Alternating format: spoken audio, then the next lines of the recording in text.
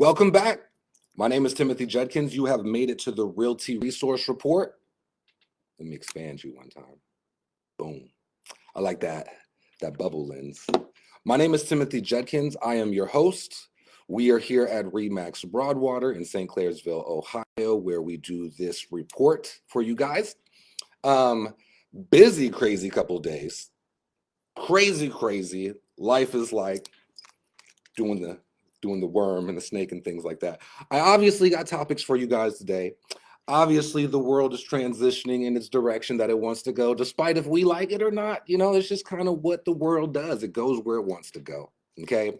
And I'm going to basically preface this entire live update with apologies to anybody and everybody that I haven't connected with, made time for, because, you know, life is different for certain individuals, and I got a new one at the house. So baby number 4 is in existence. So I had to go take care of that, get that together, and, you know, family time.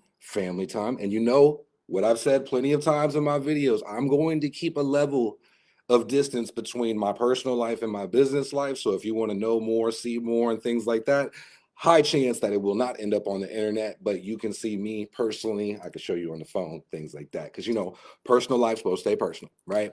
But to get back into this Realty Resource Report for this week, today is Monday the 25th. I believe we're going to start shifting the show from Sundays to Mondays. Hopefully, let's see how we can keep that rhythm going. In the meantime, I do have a few statistics that have changed in the real estate news from last time we spoke. Now, we have had an uptick of 80% of mortgage applications for people who want to live in rural areas. Go figure. Ever since the pandemic, we have more and more people who are actually leaving major cities and going to rural areas, rural communities, rural states, because there is more opportunity to actually build the infrastructure that you want, the house that you want, without dealing with the crazy costs, permits, HOAs, things of that nature. So that's kind of wild. It's not surprising in our market. We are seeing an influx of people coming to the Ohio Valley from major areas. So this is something we have been keeping track of ever since 2020, 2019. So, but now it's becoming a major statistic across the board. Now, the other thing that's really interesting on the same topic in the real estate news, on the flip side of that, New York is saying they're having an uptick in renovations for their office spaces and commercial spaces.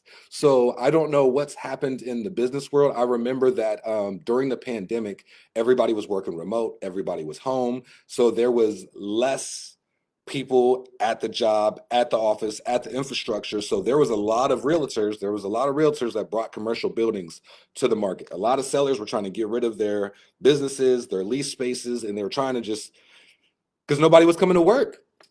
But now statistically, it's saying that $3 billion has recently been invested into the commercial mortgage-backed security for refinancing New York City office buildings, which is wild. So we have one group of people who are actually trying to go out to the rural area to live. And then we have now another group of people who are trying to renovate and get ready for the next wave of technology. I would assume that's why you would renovate these buildings. So very interesting. There was actually one other thing I wanted to bring across because this applies to our little area. Now, the land banking seems to be gaining momentum. So major builders are increasing, I guess, their development rights and their ability to buy shovel-ready lots through third parties so that they can basically build without putting so much money down. I got a whole breakdown, man, of how this whole situation works. But just to simplify it, builders are identifying that sometimes developing properties can be a hurdle. So land bankers are used to purchase a certain portion of the property and the process, and builders will pay a non-refundable deposit, typically 10 to 20%, to secure that scheduled delivery of that lot, and then it will be a building process. But the overall picture is to reduce upfront capital demands and remove things off a balance sheet so that it's easier to get projects done. So a lot of the home builders in our area have issues when it comes to capital, buying the lot, building the process, and then sometimes you'll end up building a whole property and nobody wants it. Nobody's buying it. You might have had bad reviews of your company leading up to it, things of that nature. So it could be very tricky sometimes for builders to build new properties for you guys. And so there's a whole bunch of hurdles they have to go through. In my little area, from what I see, they are making you buy the lot and then you can build the home off after you've bought the lot. But this process that they're talking about is basically trying to take that out the equation. So they will get the lot for you ahead of time through a third party representation. It could get very technical. Obviously, the real estate world is getting more technical as time goes on. So if you want more information about that, follow up with me. I'll probably post a link to this. I'm thinking about like creating a Dropbox or a drive, a space, maybe a website for Realty Resource Report where all these resources will be after the show. So you will have the links, you'll have the downloads. I'll maybe put PDFs on there. Think I might have to hire a team to do this whole thing, apparently. But that's happening. That's a real thing. Now, obviously, if we get on the Realty Resource Report, we got to give you a buyer and seller tip. And so today's buyer and seller tip, I decided to make it relevant to the time that we're in right now. We are in the back to school season. Okay. So I'm going to make this related to buyers and sellers who are trying to pivot and take advantage of the back to school season in order to get a property, to buy one, or in order to sell one strategically during this time. Okay. Now, buyer tip, my buyer tip for the day. If you're looking to buy a home after school has started and your kids are now going back to school, I have great news for you. There's very, very, very little competition that's around. And that's what's so interesting about this time, because a lot of parents need to get their kids to a certain school district. They want to make the move. They want to be fully immersed in the new home before school starts. So if school is already started and houses are on the market, those sellers might be a little bit more willing to negotiate because there's going to be less people actually coming out looking and trying to be a part of the buying process. So if you're a buyer and you're looking during back to school time, the end of August, early September, this is a perfect time to negotiate deals the way you want to do it, because their chance has already passed during the summer. And so now it becomes more of a buyer's market towards the winter, because sellers are stuck on their properties, stuck with their properties during this time that snow's falling, leaves are falling, bills are still coming. So let's get these properties sold, okay? So that's my buyer tip for that. Now, my seller tip for the day is playing on the same idea. So my seller tip for the day is, if you're trying to sell a home after school has started, end of August, early September, there is a lot of the buyers have already gone. They've already bought, they've already done their thing, they got their school, they got their kids in the school they want them in, and things of that nature. So a lot of the buyers have already left. With that being said, the only buyers that really are coming around after school has started are some serious buyers. They're not only serious, but they have to get this done rather leading up to Thanksgiving or Christmas, because after Thanksgiving, we know there's like a huge drop off, because most of the money we were going to spend on renovating, buying, moving, I'd rather spend that on traveling to see family or getting the gift for the wife that I wanted to give her. Those type of things. Okay. So seller tip of the day: if you are trying to sell your home after school has started, it's a lot easier to appeal to certain markets and certain buyers if you highlight the convenience of where your home is, the convenience of getting in and out your home, rather going to work, going to school. Maybe you got a mud room, maybe you have a study room, these type of things, highlighting it during the time that school's starting, sports are starting up again. A lot of parents are going to see this stuff. A lot of buyers are going to see this stuff, and they're going to be very intrigued because this is the hot topic of the moment, right? So if you're looking to sell during this time and you're not getting any buyers coming through, try to appeal to this time of the year, right? If everybody's going back to school, fall, pumpkin spice, like a lot of these things, it's very memorabilia, it's very nostalgic during this time. So why not take advantage of that? Decorate the house a little bit. Put some fall decorations up. You know, welcome back to school. These things go a long way. So that's my seller tip for the day. Now, you know I can't hop off here without plugging the team. Realty Resource Report, RE/MAX Broadwater. So the first listing I'm going to show you guys today,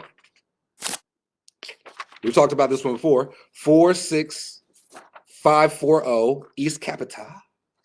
I love this house. This is for $265,000. It is a 3-bedroom, 1 bath, and it's sitting on 4 acres. 4. Now, the next home I got for you guys today is,